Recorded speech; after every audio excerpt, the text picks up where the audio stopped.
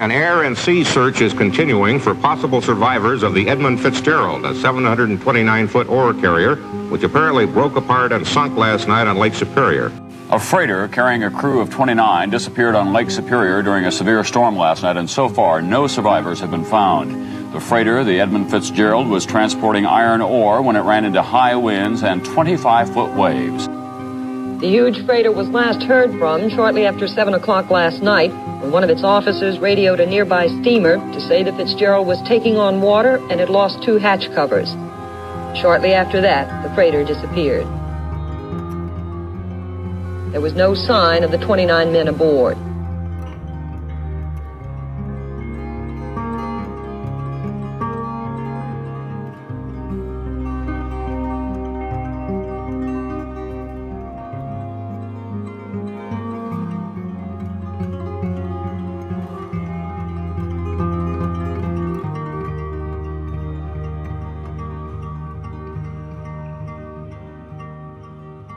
Chuck Colby with the Sun-Times News. Today we're here with John U. Bacon, prolific author from Ann Arbor. Books about Bo Schembechler, about hockey teams that were losers that became winners, and most recently the Halifax book, and now a book about the Edmund Fitzgerald. Tell us, why have you decided to dive into this at this point in time? I'm an Ann Arbor kid, grew up on the Great Lakes, Traverse City and so on. If you grew up in this area, of course, you've been on Lake Michigan, you've been on Lake Huron, Lake Erie, probably Lake Superior at some point or other. So we're surrounded by it. So my first question was how little I actually knew about the Great Lakes. That was stunning by itself. I know even less about Great Lakes shipping and how important it is and how we depend on it. And that brings us, of course, to the Edmund Fitzgerald. I was 11 years old when it went down. And so I remember that day pretty clearly in 6th grade. I felt I didn't know any of the people on it. That was my biggest driving thing, not what happened. We do approach those answers. But I was more curious about the 29 men that the bell rings for. And we know almost nothing about them. Who were they? What were their lives like? How are their families doing now?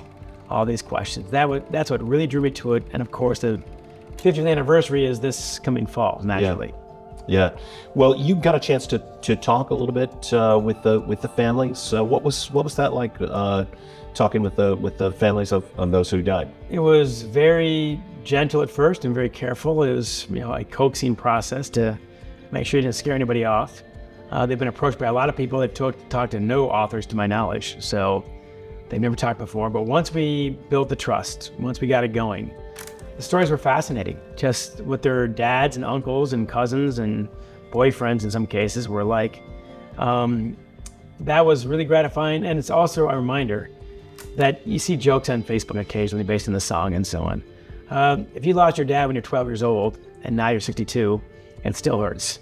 It doesn't change very much. You get used to it perhaps, but you don't get over it. And that was a reminder. And of course, their kids never knew their grandfathers. They never knew, all that's lost, truly. So they've now become, I guess, friends of mine, I guess I could say. It's hard to come too close when you're a journalist. But that part of the relationship has been very gratifying for me. So you did a lot of research about the Great Lakes. What are some surprises that you learned along the way? Look, Chuck, this is embarrassing. I grew up here, man. I should know this stuff. I've swum in all these lakes at some point or other. Man, they are bigger than all of New England, plus the state of New York. I didn't realize just how big they really are. That's one thing. Two, what I really didn't know, and the commercial sailors will tell you this, the Great Lakes are actually scarier for sailors than the oceans, which I could not fathom. Because salt water tamps down the waves on the ocean. It makes them big roller coasters, and they're still, scary and dangerous, certainly. But on the Great Lakes, they're pointy. The waves are pointy, and they come twice as fast as the waves on the oceans. So it turns out a 700-foot iron ore carrier like the Edmund Fitzgerald, you can have your bow stuck in a 30-foot wave, and then nothing for 8 seconds, and then your stern is stuck in a 30-foot wave also, with nothing between. So that's where some of these ships, like the Morel and the Bradley, would actually crack with 26,000 tons of iron in them. This is a real danger in the Great Lakes. So that and the fact that only 2/3 of the time do you have open water. On the oceans, you leave New York, you point to Portugal, put it on autopilot and you do nothing for the whole trip, basically. You can't hit anything. No islands, no ships, nothing. On the Great Lakes, you can hit anything. And there are 300 ships at this time plying these waters. So you have traffic jams in Detroit and Port Huron and the Sioux Locks. It's very tricky, and the captain has to know and do all of it. Whereas in the oceans, of course, the harbor master takes over your ship when you get near port or you're leaving port, and the tugboat guides you in. So you can go smoke a cigarette and read a book and no one cares. So it is much, much harder to be a captain on the Great Lakes than it is to be a captain on the oceans. I had no idea about any of that. You mentioned the captain. I'm curious, what is your impression of Captain McSorley? Very positive. Now, look, I know that many other books dump on the guy, and he made some crucial mistakes that night. There's no question. But he was, without question, the best captain on the Great Lakes. Even their rivals told me this. Guys who are still around in their 70s and 80s said he was number one, and everyone knew it. One of the guys in the ship with him 3 years earlier said that man could take 729 feet of iron and park it between two other ships within 5 feet like you're backing up a pickup truck. This guy was the best. He was also the most aggressive, and your strength can be your weakness. So he would never turn around, no matter how bad the storm, he'd just go, go, go, at usually full blast, and he did that night. That might have been a mistake. But tragically, two of his mistakes were two of his very rare cautious moves. This guy was not a cautious guy. But that night, he went the northern route, down Lake Superior the northern way, instead of going straight across. That is to avoid the storm, basically. It's a very cautious move. It costs you 14 hours, but it also gets you away from what you know. You're taking a route you take 1 out of 50 trips, maybe. He did not know the route nearly as well. He didn't know probably exactly where Caribou Island was, where the 6 Fathom Shoals was. One theory is that they bottomed out in 11 feet of water, somewhere near that island. That's possible. So you leave what you know, and then after they start taking on water and you're listening towards the starboard side, the Anderson is following him about an hour behind because you're going faster. He waits an hour, basically, for the Anderson to catch up. And in that crucial hour, your boat is taking on water and the storm is getting to Whitefish Bay first, like a catcher guarding home plate. And it's waiting for you. And as one professor told me, this ship ended up in exactly the wrong place at exactly the wrong time. But his crew loved him. He was very popular. He was very stern but fair. And the loyalty his crew felt for him was absolute. And very, very few captains had that. So I think overall a great guy. And he's going on his last trip. He's going to retire after that trip, incredibly. And his wife is waiting for him. He tacked on one more trip. It's the last trip of his career, whether it sank or whether it finished. Yeah. Why? To pay for his wife's medical bills. So all this came out in my research. Wow. Tragic. Truly tragic. And the more you get to know these guys, the more tragic it feels. In my telling, you have to care about these guys before the last trip. If you don't, you're not going to care about them then. Yeah. So these guys were exceptional guys. So it sounds like you did something really interesting. You plotted a course and traveled Lake Superior, the route of the Edmund Fitzgerald. Tell us about that, and what were your conditions like?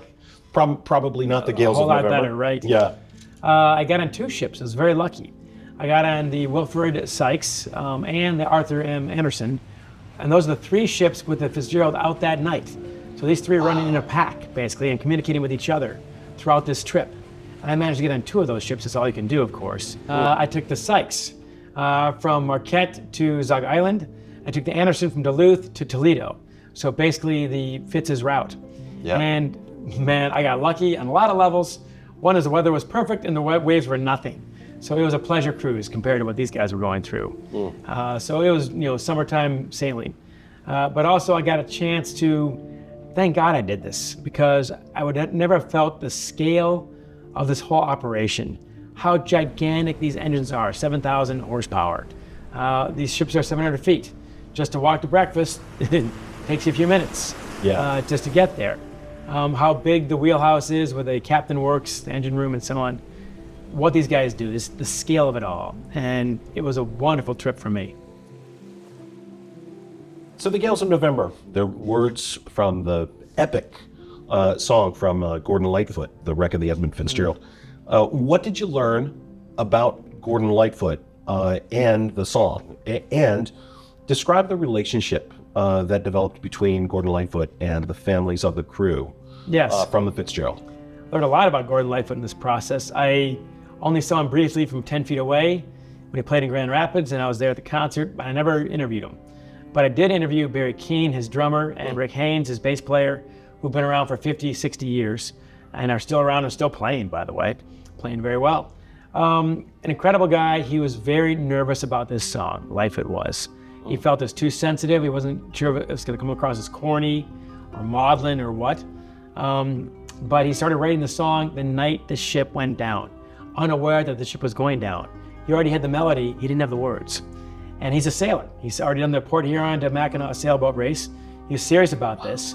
While composing this very song, he says to himself in his attic in Toronto, wow, it must be hell tonight on Superior. He has this thought. He's not aware that the words are coming, sadly. So he works on the words, he reads all the articles. He's very accurate with that song. He's like 95% accurate. He's very serious about it. But he refuses to play it with his band.